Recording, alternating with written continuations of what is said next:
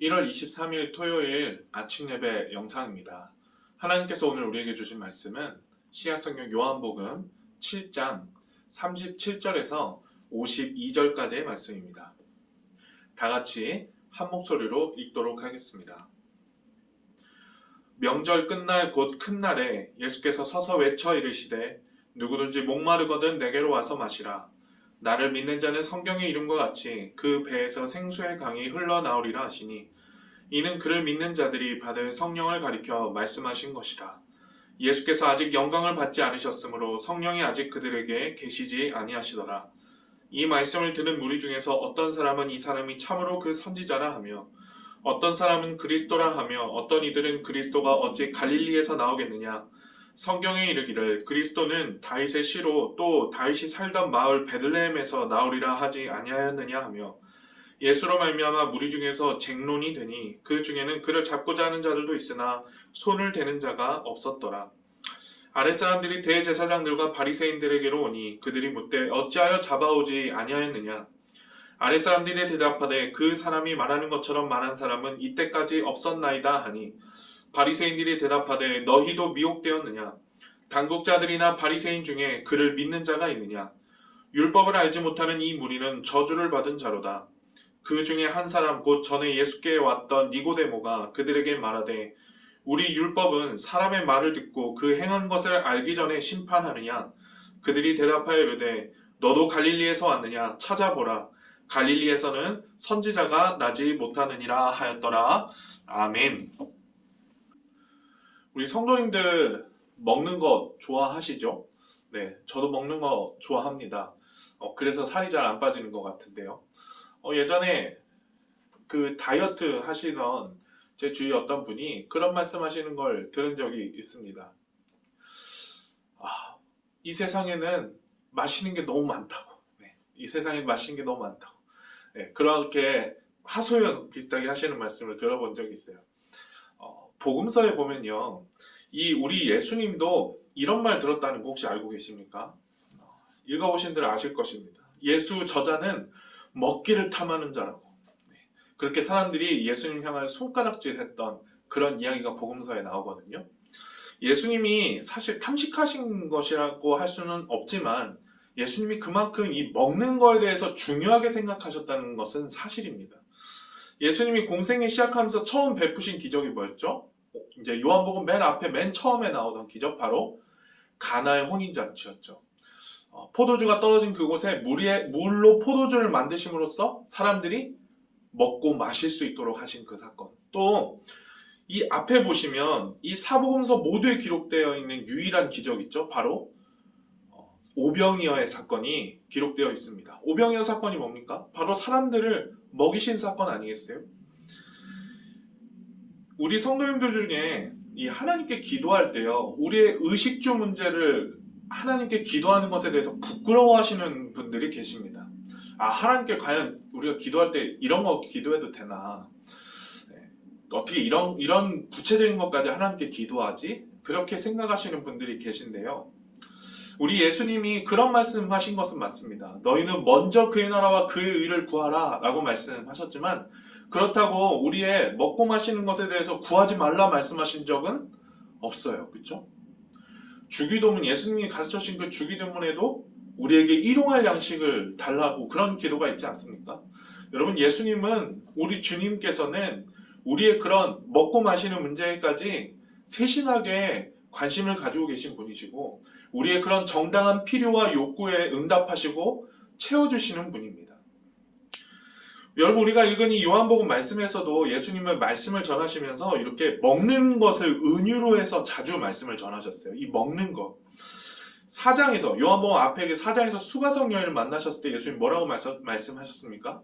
바로 내가 주는 물이 있다고 그랬습니다. 내가 주는 물, 먹어도 목마르지 않는, 먹으면 다시는 목마르지 않는 그런 물이 있다 말씀하셨고 앞에 6장을 보면 예수님 뭐라고 말씀하셨죠? 바로 내가 어떤 사람이냐면 바로 내가 생명의 떡이다 라고 말씀하셨어요. 떡은 먹는 거잖아요. 그렇죠? 요한복음에 명시적으로 나오진 않지만 예수님이 십자가에 달려 돌아가시기 전에 제자들과 했던 것이 무엇이었습니까? 바로 제자들과 저녁 식사를 같이 하시는 거였어요. 여러분 그때 이 제정하신 성만찬을 우리가 지금까지 해오고 있지 않습니까? 예수님이 이렇게 먹는 것을 중요시 하신다는 것, 그리고 이 예수님을 믿는 일을 이 생명의 떡이자 먹으면 다시는 목마르지 않는 이런 생수에 비유하는 것은 이게 굉장히 중요한 의미가 있고요. 굉장히 심오한 의미가 담겨 있습니다. 예수님을 믿는다는 게 무엇일까?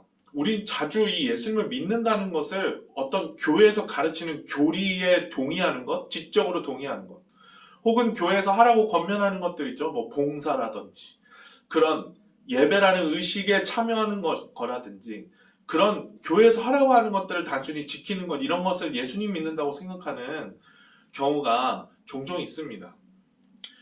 여러분 물론 예수님 믿으면 이렇게 교회에서 하라는 일들, 교회에서 권면하는 일들 이렇게 행하게 마련이에요. 그리고 예수님에 대한 그런 교리나 가르침 이런 것들을 귀하게 생각하기 마련입니다. 그런데 중요한 게 있습니다. 예수님을 믿는다는 것은 단순히 그런 교리적인 차원의 동의 혹은 교회에서 행하라는 어떤 의식이나 봉사 이런 거를 행하는 것보다 훨씬 더 고차원적인 일이라는 사실이죠. 예수를 믿는다는 것이 생명의 떡이신 그분, 그리고 다시는 먹으면 마시면 목마르지 않는 그 생수가 되신다는 그러한 사실. 예수를 믿는다는 것은 그 생수를 마신다는 것과 동일하다는 것. 지금 예수님이 계속 그걸 말씀하시는 거잖아요. 여러분 이것을 꼭 기억하실 수 있기 바랍니다. 음식을 먹고 마신다는 건 어떤 거예요? 음식을 먹고 마신다는 건 여러분 우리가 그 음식의 맛을 음미하는 것이고, 물론 그냥 살기 위해서 먹으시는 그런 분들도 있으실지 모르겠지만 음식의 맛을 음미하는 것이고, 그리고 그 음식을 통해서 생명을 계속해서 영위해 나가는 것입니다. 맛을 음미할 때 그 음식이 정말 맛있는 음식이라면 어떤 일이 생기죠? 우리가 그 음식으로 인해서 기쁨이 생깁니다. 즐거움이 생기고 그 음식을 맛보고 즐거워하게 되어 있어요. 그리고 우리가 먹고 마신 음식은 우리 몸에 들어와서 우리 몸에 피가 되고 살이 되고, 그리고 우리가 그 음식을 바탕으로 해서 우리가 살아갈 수 있는 힘을 얻게 됩니다. 즉 여러분 예수님을 온전히 믿는다는 것은 이렇게 생명의 양식이 되시는 그분을 온전히 기뻐하고 즐거워하고 누린다는 사실이에요.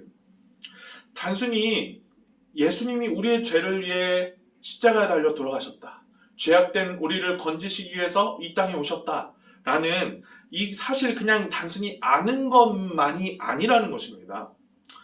그것을 단순히 아는 것이 아니라, 머리로만 아는 것이 아니라 내가 그분이 나의 생명이 되어주신다는 그 사실로 인해서 기뻐하고 감사하고 즐거워하는 것이 바로 믿음이라는 것이죠.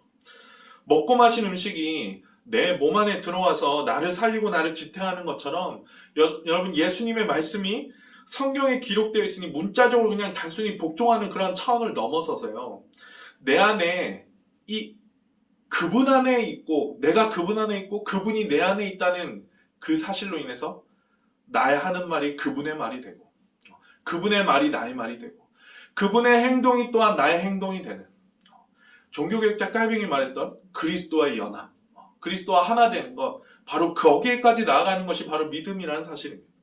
이게 너무나 중요해요. 믿음의 이 생동적인 차원, 이 믿음의 이러한 차원, 이 믿음의 이것을 신비라고 말하죠. 그분을 먹고 마시는 것, 그분을 먹고 마시고 즐거워하며 그분을 누리는 것, 이것이 바로 믿음의 비밀이고 믿음의 신비라고 할 수 있습니다. 여러분 그런데 오늘 말씀은요, 우리에게 생명이 되어주시는, 생명의 양식이 되어주시는, 생수의 강이 되어주시는 그분이 모든 사람에게 다 그렇지 않다라는 사실을 우리에게 알려줍니다. 40절 이하 말씀 보시면 그 예수님으로 인해서 오히려 이 유대인들 사이에 분란과 분열과 갈등이 생겨났다는 사실을 알 수 있어요. 여러분 예수님의 말씀과 행적으로 인해서 사람들은 분열됐습니다. 이거 굉장히 놀랍지 않습니까? 예수님은 화평을 가져다 주시는 분인 줄 알았는데, 여러분 예수님이 계심으로 인해서 유대인들 사이에 갈등과 분열이 생겨났다는 말이죠. 어떤 사람들은 그런 예수님을 보고 구약 성경에서 예전부터 예언되어 있었던 바로 그 참 선지자라고 말하는 반면, 다른 어떤 사람은 저 사람 갈릴리 출신 아니야, 저 예수라는 자는 갈릴리 출신 아니냐, 갈릴리에서 어떻게 그런 갈릴리아 같은 그런 천한 지역에서, 하찮은 지역에서 그 선지자가 날 수 있느냐 라면서 그분을 거부하는 사람들까지 생겨났다는 사실을 알 수 있습니다. 그러면서 이것이 그들 사이에 논쟁이 되었다, 쟁론이 되었다라고 오늘 우리가 읽은 이 말씀은 우리에게 보도해주고 있습니다. 여러분, 이 이야기를 통해 우리가 알 수 있는 것이 있어요. 믿음은 모든 사람을 위한 것입니다. 그런데 모든 사람의 것은 아니에요. 다시 한번 말씀드립니다. 믿음은 모든 사람을 위한 것이지만 그러나 모든 사람의 것은 아니라는 사실이에요. 여러분, 그리고 이 믿음을 가지고 있지 않은 사람에게 예수님은 언제나 이 갈림길이 되신다는 사실이에요. 갈림길. 예수님은 다른 복음서에서 이런 말씀하신 적이 있습니다. 내가 세상에 화평을 주러 온 줄로 생각하지 말라. 화평이 아니요 검을 주러 왔다 라고 예수님 말씀하신 적이 있습니다. 여러분, 예수님을 믿지 않는 사람들에게 예수님은 어떤 분으로 다가올까요? 화평이 아닌 갈등으로, 그리고 긍정이 아닌 물음표로, 그리고 평탄한 길이 아닌 갈림길로 우리 예수님은 그런 믿지 않는, 믿음이 없는 사람들이 그렇게 다가가신다는 사실입니다. 사실 이것은요, 우리 성도님들에게도 마찬가지예요.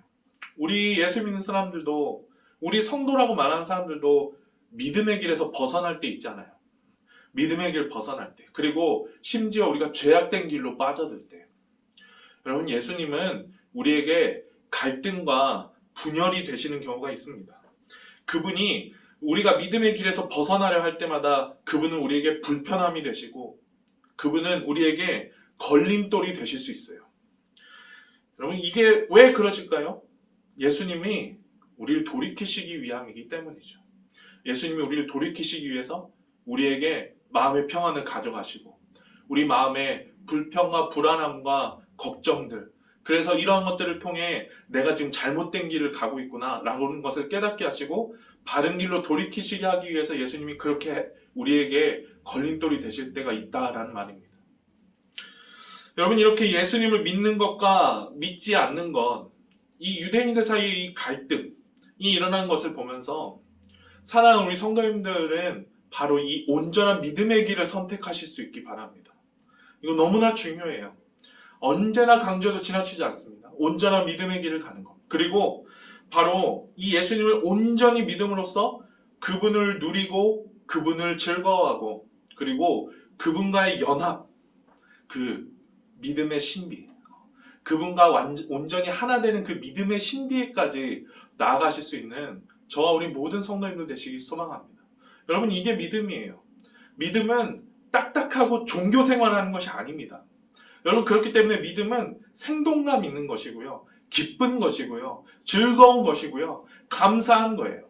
내 삶에 그런 삶의 평안과 믿음이 사라져버리고, 화평이 사라져버리고 내 마음에 어떤 샬롬이 없다면 우리 자신을 돌아볼 필요가 있습니다. 내 안에 진짜 제대로 된 믿음이 있는가?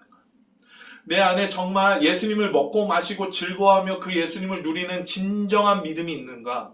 우리가 그것을 자신 있게 우리 자신을 돌아봐야 될 필요가 있다는 사실이죠. 그러한 믿음의 비밀을 경험하시는 저와 우리 모든 성도님들 되시기 소망합니다. 사랑하는 우리 모든 성도님 여러분, 우리가 어떠한 길을 가든지 주님을 믿는 길에서 벗어나지 않기 소망합니다.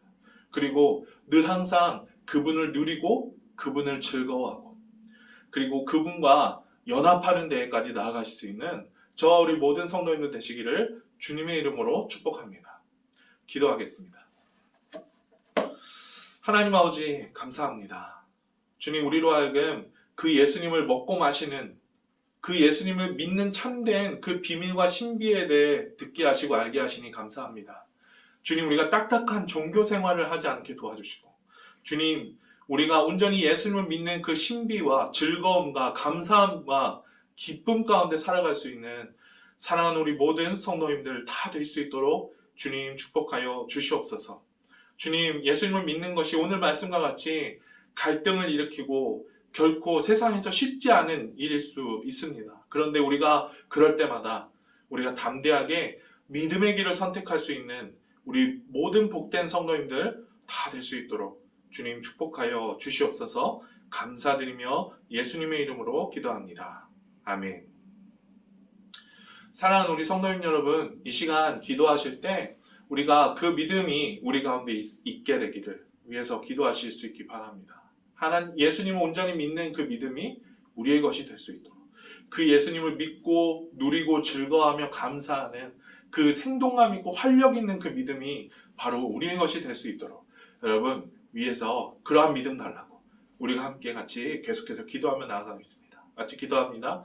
아버지 하나님 감사합니다. 주님 우리에게 이러한 믿음의 비밀을 깨닫게 하여 주시니 감사합니다. 주님, 주님을 믿는 자에게 그 배에서 생수의 강이 흘러 넘쳐나리라 말씀하셨는데 주님 우리에게 그러한 믿음의 비밀과 신비를 경험할 수 있는 체험할 수 있는 그러한 은혜를 허락하여 주시옵소서.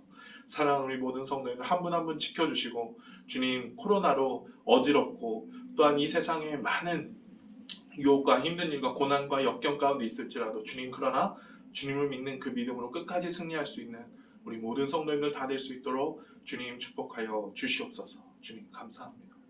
역사하여 주시옵소서.